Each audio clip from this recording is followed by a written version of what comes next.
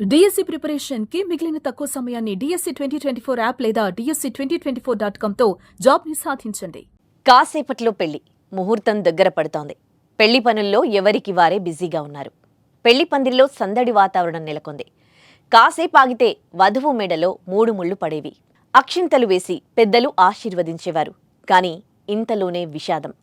అంగరంగ వైభవంగా జరుగుతోన్న వివాహ మహోత్సవంలో ఊహించని ఘోరం.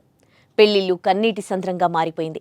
పెళ్లికి హాజరైన వారంతా అదే ఇంట్లో అంత్యక్రియల్లో పాల్గొన్నారు. కారణమేంటో తెలిస్తే మీకు కూడా కన్నీళ్లాగవు.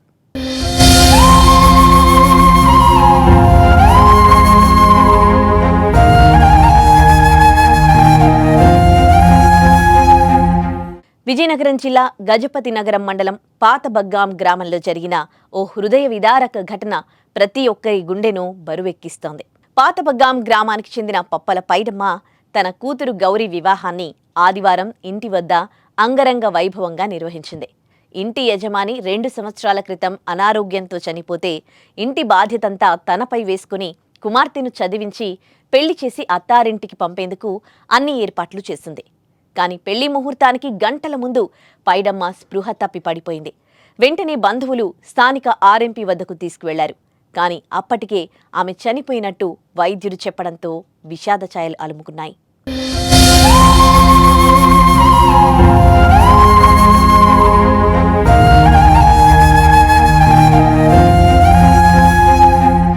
పైడమ్మ మరణంతో పెళ్లికొచ్చిన బంధువులు, స్నేహితులు, గ్రామ ప్రజలు కన్నీటి పర్యంతమయ్యారు.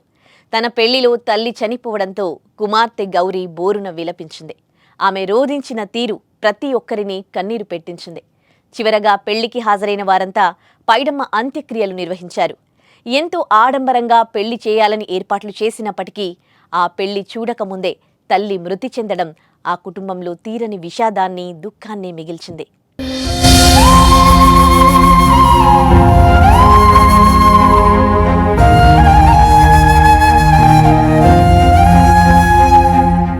ఇదంతా విధి ఆడిన వింత నాటకం. ఆ నాటకంలో వధువు గౌరీ ఓడిపోయింది. కుటుంబ సభ్యులు, బంధుమిత్రుల సమక్షంలో మంగళ వాయిద్యాల నడుమ మెడలో 3 ముళ్ళు వేసుకోవాల్సిన ఆ వధువు కలలు కల్లలయ్యాయి. పెళ్లి చూడకుండానే అర్ధాంతరంగా తల్లి చనిపోవడంతో ఆమె పరిస్థితి దీనంగా మారింది. ఇలాంటి సమయంలో ఆమెకు కొండంత ధైర్యం ఇవ్వాలని మనస్ఫూర్తిగా ఆ దేవుణ్ణి ప్రార్థిద్దాం. అలాగే ఇంతటి కష్టం ఏ కుటుంబంలోనూ జరగకూడదని కోరుకుందాం.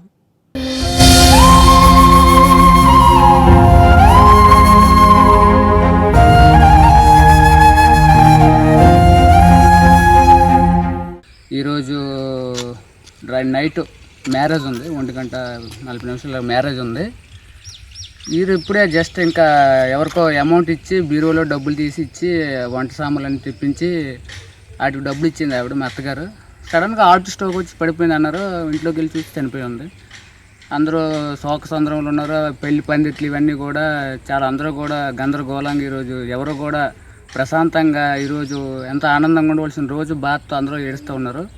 పెళ్లి పందిరి చావు పందిరిలాగా అయింది. పేదింట్లో పిడుగు పడినట్టు అయిపోయి అందరం కూడా చాలా బాధాకర విషయం.